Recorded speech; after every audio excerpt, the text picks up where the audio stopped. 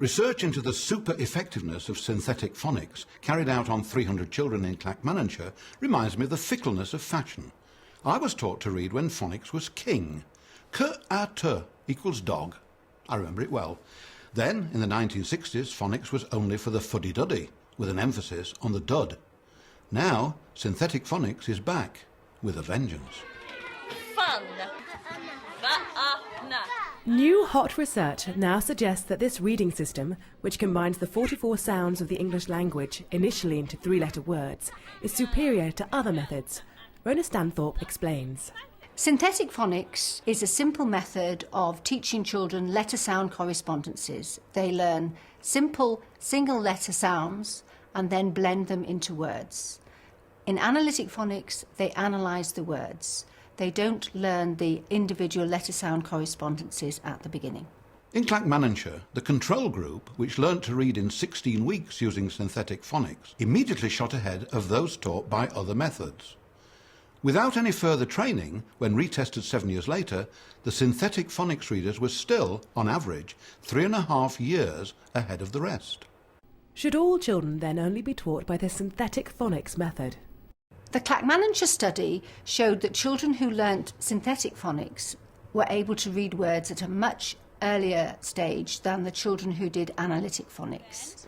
However, there is a confounding variable because the analytic phonics children did their phonics at a much slower rate, only 1 letter per week, and that might have been the thing that slowed them up in terms of their word reading.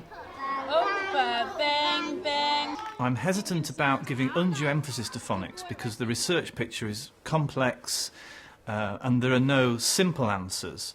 The research picture also shows that in addition to phonics, things like reading stories to children is beneficial for their reading. Writing can be beneficial for reading. So why should we emphasise phonics above other things that have also been shown by research to be effective? Another new piece of research, English 21, has questioned 5,000 teachers, parents and children about what should be on the English grammar and literature syllabus in 2015.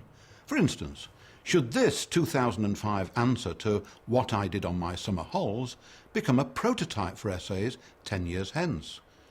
Just in case you need some pointers, apparently CWOT stands for Complete Waste of Time.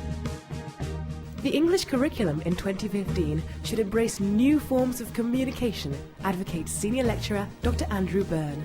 The point about texting isn't just that it's an expressive form. The point about texting is that it's an interesting new form of language which children can usefully study. It has its own kinds of grammar, its own kinds of rules, its own kind of orthography or spelling, and as such, it's a worthy object of study. So how will children read in 2015? Well, I think reading will still be important because they'll still want to access literature. They may use books, they may use computers, they may use flexible silicon pages, they may have a chip in their head. But I bet in the end they'll all want to turn back to books because there they can read in bed. If you would like to join in on deciding the content of English curriculum in 2015, please send an email to hotresearch@teachers.tv.